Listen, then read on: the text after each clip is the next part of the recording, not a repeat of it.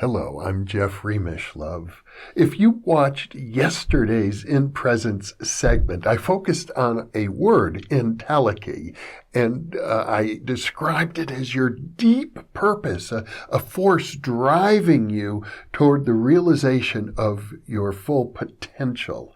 Now, I did a little research on the word subsequently, and I realized maybe I emphasized purpose more than actualization of your potential, because the definitions that I discovered, the dictionary definitions of the word entelechy, goes back to the philosophy of Aristotle, and it has to do primarily with the idea that we all have enormous potential.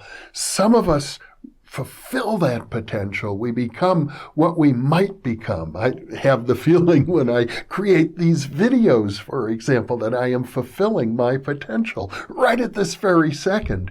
But the word entelechy seems to imply the quality that enables a person to actually fulfill the potential. Now, that's a slightly different emphasis than simply saying it's your deep purpose.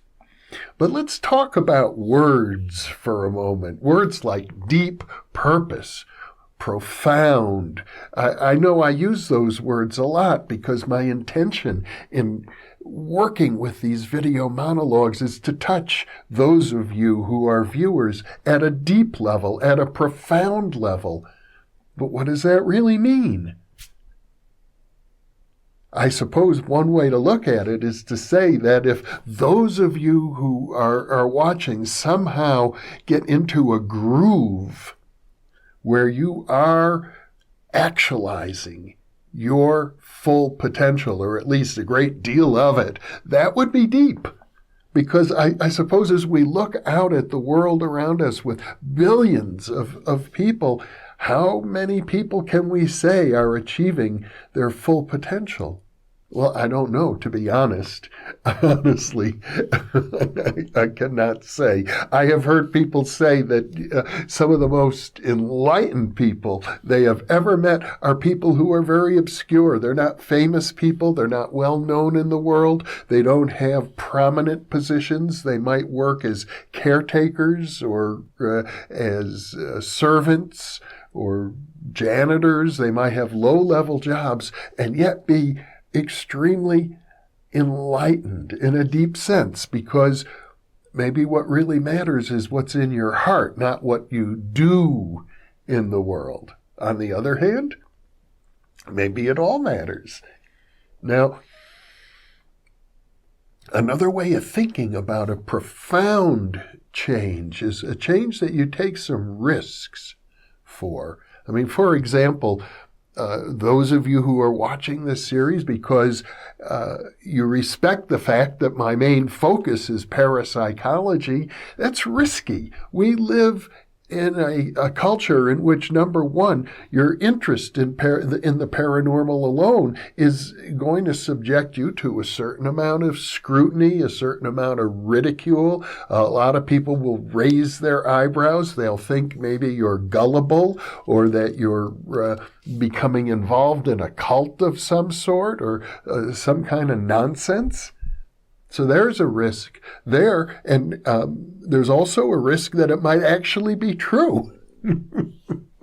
You're risking your life, and maybe that's a good thing, to take a risk. Now, on the other hand, why would you want to take a risk with your life? It's your life. You would want it to be as well-grounded as possible in the available data, available information. And I suppose that may be a reason why you're attracted to the material that I'm offering, because I am really endeavoring to make it well-grounded, which means that there's an awful lot of claims out there in the environment that I'm not promoting and not supporting, sometimes because I'm simply ignorant of them. They haven't yet come to my attention. And on other occasions, because I don't feel that they are well-grounded. And I could give you many, many examples of people who are making claims in the paranormal universe that I don't think are particularly well-grounded. Now, I may be wrong about that, and I imagine that some of you would take issue with me about what is and what is not well-grounded in this field. So a profound change might mean both risky and well-grounded, because let's face it, no matter how much information you have, will you ever have enough information to make a completely rational decision?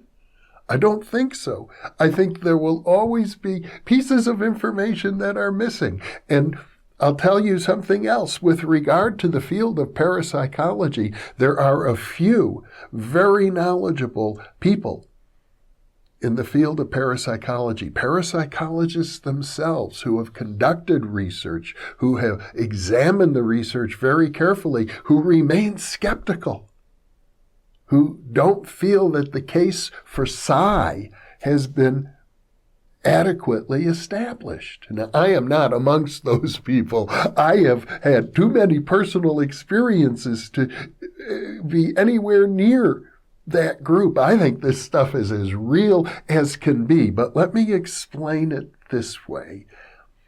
My friend and mentor, Jean Houston, has often used the phrase leaky margins. She says we have leaky margins, and by which I think she means something along the following lines.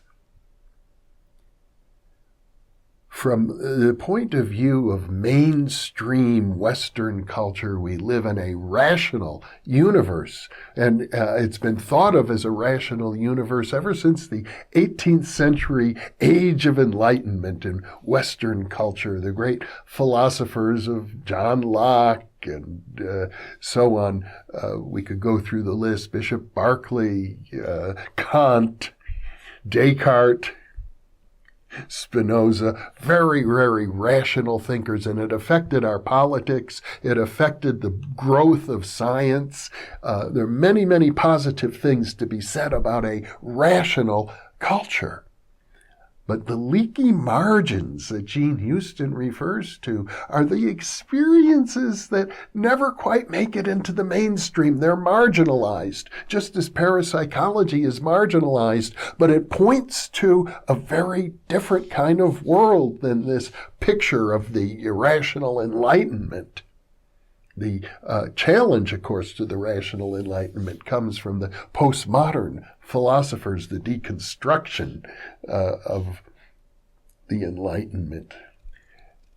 But let's talk about what it means to be on the margins for a minute, because here's what I think about that. If we were to go back just a few hundred years, the whole field of electricity was on the margins. We knew about lightning a little bit, but until Benjamin Franklin did his famous experiment with putting the kite, flying the kite and attracting the lightning and beginning to develop an understanding of lightning in terms of electricity, lightning was kind of a marginal phenomenon. You know, we see it, it's real, it happens occasionally, but there's not much anybody can do about it or use it in any practical way. And they had other things. We knew about static electricity, for example, but that was it. We didn't have a field of electronics at all. And I think it's quite possible that parapsychology today stands in pretty much a parallel relationship to the whole field of electricity and electronics going back just a few hundred years. It was on the margins then, and then it became central to our culture. The same thing could be true of parapsychology, or maybe in a more profound way, because parapsychology reaches so deep into the nature of the human soul, into the nature of the mind-matter relationship. Maybe these things will always be on the margins.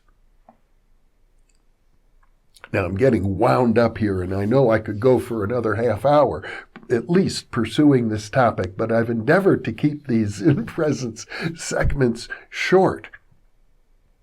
The question is very deep because it has to do with how much can we really harness precognition and what are the paradoxes involved in precognition, for example.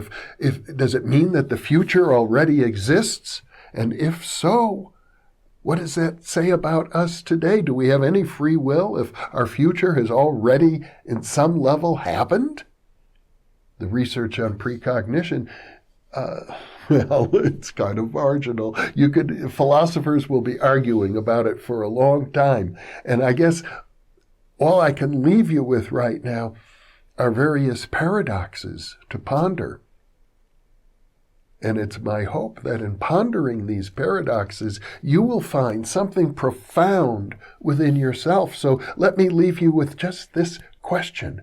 What does the word profound mean to you? What would a profound change in your life be like?